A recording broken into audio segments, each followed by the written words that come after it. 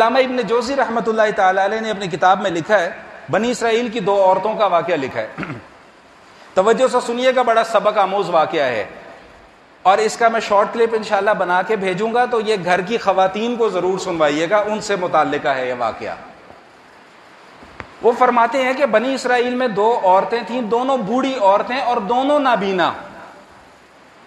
ایک کی بیٹی تھی، ایک کا بیٹا تھا. دونوں کی شادی ہو گئی، ان لڑکا اور لڑکی کی آپس میں شادی ہو گئی. اب وہ جو خاوند تھا، یعنی جو بیٹا تھا، وہ اپنی ماں کا بڑا خدمت گزار تھا. تو جو اس کی ساس تھی، یعنی اس کی بیوی کی ماں، اس کو یہ چیز برداشت نہیں ہوتی تھی کہ یہ اپنی ماں کا اتنا کیوں خدمت گزار ہے. معلوم یہ ہوا کہ یہ سمدن اور سمدی کا رشتہ، ساس بہو کا رشتہ اور ان کے پھڈے یہ آج کے نہیں ہیں، یہ تاریخی ہیں. ان کی ہسٹری بڑی لمبی چوڑی ہے.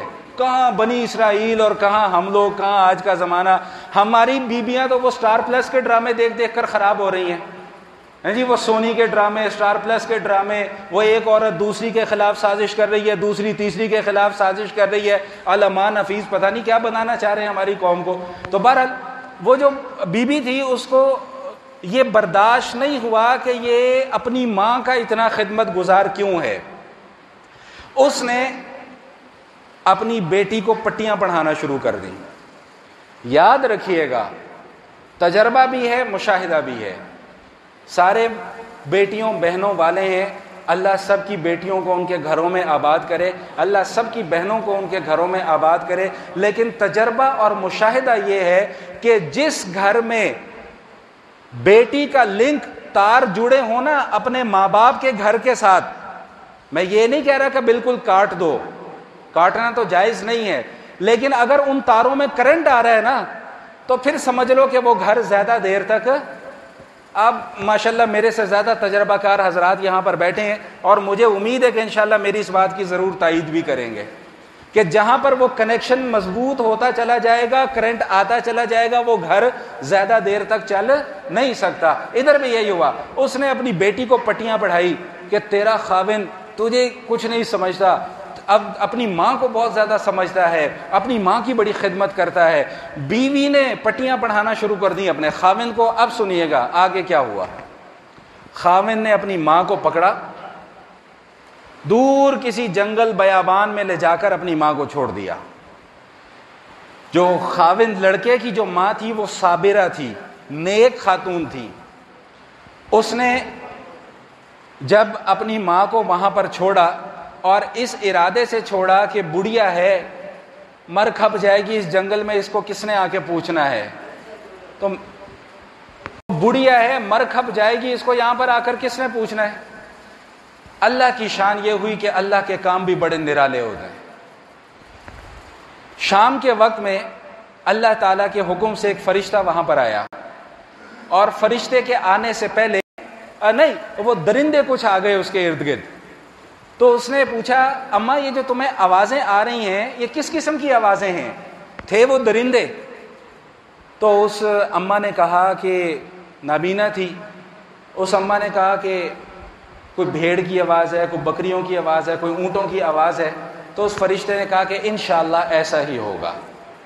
اور اللہ کے حکم سے وہاں پر بھیڑ، بکریاں اور سارے وہ جانور جن کو پالا جاتا ہے وہ اکٹھے ہو گئے، اور وہ بڑھیا کی جو ہے وہ گزر بسر کا اللہ پاک نے انتظام کر دیا.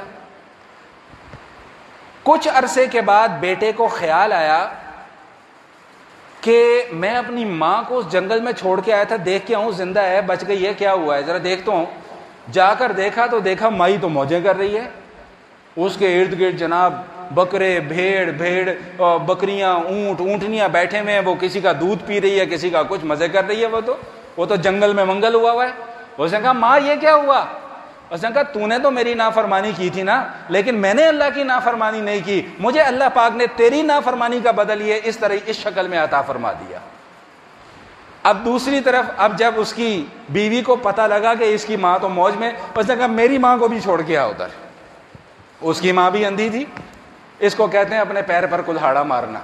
اس نے کہا میری ماں کو بھی چھوڑ گیا، خبردار جو تو نے اپنی ماں کو چھوڑا، جا میری ماں کو بھی، وہ اس کی ماں کو بھی چھوڑ آیا۔ لیکن چونکہ اس کی ماں کی طبیعت میں حسد تھا، بیٹی کی طبیعت میں بھی حسد تھا، نتیجہ کیا نکلا کہ اس کے پاس بھی اسی طرح جانور آئے، اس کے پاس بھی اللہ نے اسی طرح فرشتے کو بھیجا کہ جا جا کر مائی کا امتحان لے کہ مائی تجھے کیسی آوازیں آ رہی ہیں۔ اس نے کہا مجھے تو شیر کے دھاڑنے کی آواز آ رہی ہے، چیتے کے چنگھاڑنے کی آواز آ رہی ہے، بھیڑیوں کی آواز آ رہی ہے۔ فرشتے نے کہا انشاءاللہ ایسا ہی ہوگا۔ چنانچہ کیا ہوا کہ وہ درندے آئے، اس نے مائی کو چیر پھاڑ کیا اور ختم کر دیا۔ جب اس بیٹی کو پتہ چلا کچھ عرصے کے بعد، اس نے کہا چلو میں بھی تو اپنی مائی کی حالت دیکھ کے آؤں۔ جا کر دیکھا تو وہاں نہ مائی کا نام و نشان۔ پتہ لگا کہ جی اس مائی کو تو درندے کھا گئے۔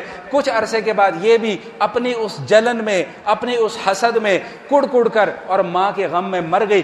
واقعہ سنانے کا، میں کس سے کہانیاں سناتا نہیں ہوتا، لیکن واقعہ سنانے کا مقصد صرف اور صرف اتنا تھا کہ ناجائز خواہشات کے پیچھے چلیں گے تو دنیا میں بھی نقصان ہوگا، آخرت میں بھی نقصان ہوگا۔